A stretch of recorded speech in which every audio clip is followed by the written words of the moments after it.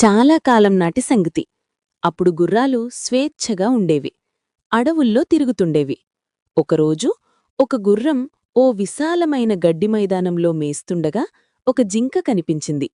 అది గడ్డిపొరకలు పైపైన కొరుకుతూ ఇటూ అటూ గెంతుతూ దూకుతూ ఆడుకుంటోంది.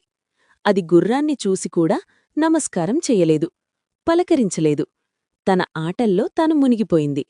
గుర్రానికి ఎక్కడలేని కోపం వచ్చింది. జింక దగ్గరకొచ్చి, నీకామాత్రం మర్యాద తెలీదా? పెద్దవాళ్లను చూస్తే ఇలాగేనా మెలగాల్సింది? అని హెచ్చరించింది. నువ్వు నాకంటే ఎంత పెద్దదానివి? జింక గుర్రాన్ని ఎదురు ప్రశ్న వేసింది. నేను వయస్సులో నీకంటే పెద్దదాన్ని, జాతిలో మరీ పెద్దదాన్ని. ఆ మాత్రం తెలీదా? అని గుర్రం సకిలించింది. వయస్సు మీరగానే పెద్దయిపోతారా? ఎవరి జాతి వారికే గొప్ప. అయినా నేనేం తప్పు చేశాను? అని జింక ధైర్యంగా ప్రశ్నించింది. ఒకటే గెంతడం, పైపైన గడ్డిపరకలు కొరకడం, ఇది చాలదు నీ పొగరెంతో తెలియడానికి అంటూ గుర్రం, తక్షణం ఇక్కడ్నుంచి వెళ్ళిపో అని హుంకరించింది.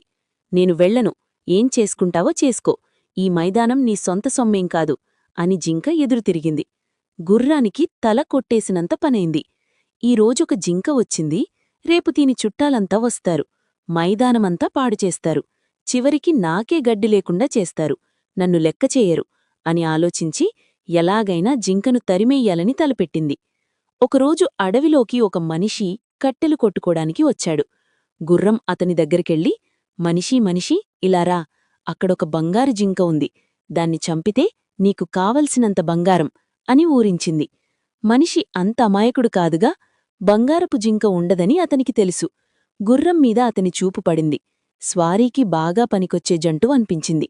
సరే, అలానే జింకను చంపుతా, కాని నేను జింకలంత వేగంగా పరిగెత్తలేనే, కొంచెం నీమీదకెక్కించుకో, నా తడాకా చూపిస్తా అన్నాడా మనిషి. గుర్రం సరేనంది. దానికి జింకనెలాగైనా చంపాలనుందిగా మరి. మనిషి కట్టెలమోపు విప్పి ఆ తాడుతో గుర్రం నోటికి కళ్ళెం బిగించి దానిపై స్వారీ చేయడం మొదలెట్టాడు. ఆ రోజంతా తిరిగినా జింక చిక్కలేదు. నువ్వు మా ఇంటికిరా, మంచి గడ్డితోపాటు గుగ్గిళ్లు పెడతా, రేపు జింకను పట్టుకుందాం అన్నాడు మనిషి. గుర్రం సరేనంది.